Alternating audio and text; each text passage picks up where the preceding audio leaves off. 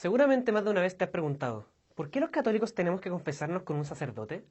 ¿Por qué debo confesarme con un sacerdote igual o más pecador que yo? ¿Acaso el Señor, si yo rezo con devoción, no tiene el poder de perdonarme directamente?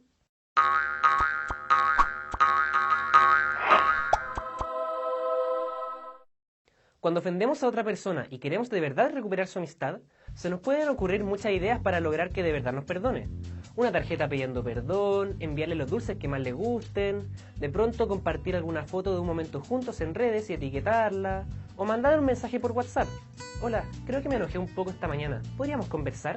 Estas estrategias pueden aligerar el camino y por lo menos lograr que bajen un poco las emociones del momento, haciendo posible que en poco tiempo podamos dialogar y arreglar la situación. Sin embargo, no nos quedaríamos tranquilos completamente si es que esta persona nos responde de forma positiva.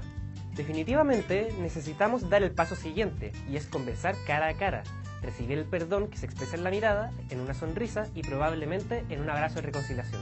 Nosotros no podemos perdonarnos a nosotros mismos. El perdón siempre se tiene que pedir a otros.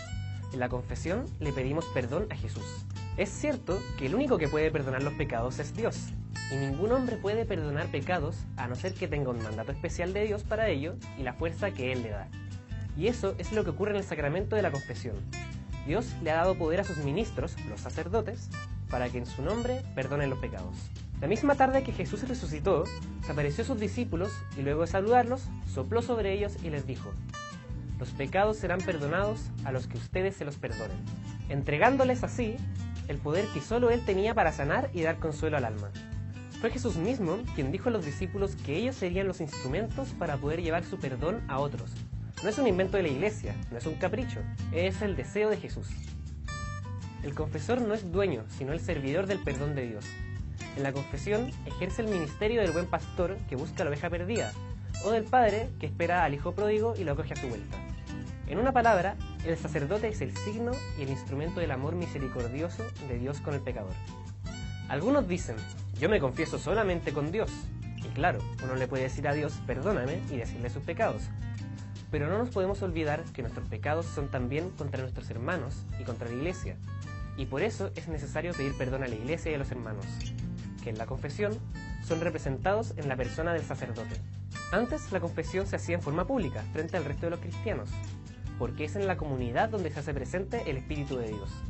Con el tiempo se pasó a hacer de manera privada, y quedó solo el sacerdote como representante de la comunidad, para que así nuestra reconciliación sea con Dios y con nuestros hermanos, con la Iglesia de quienes nos hemos alejado por el pecado.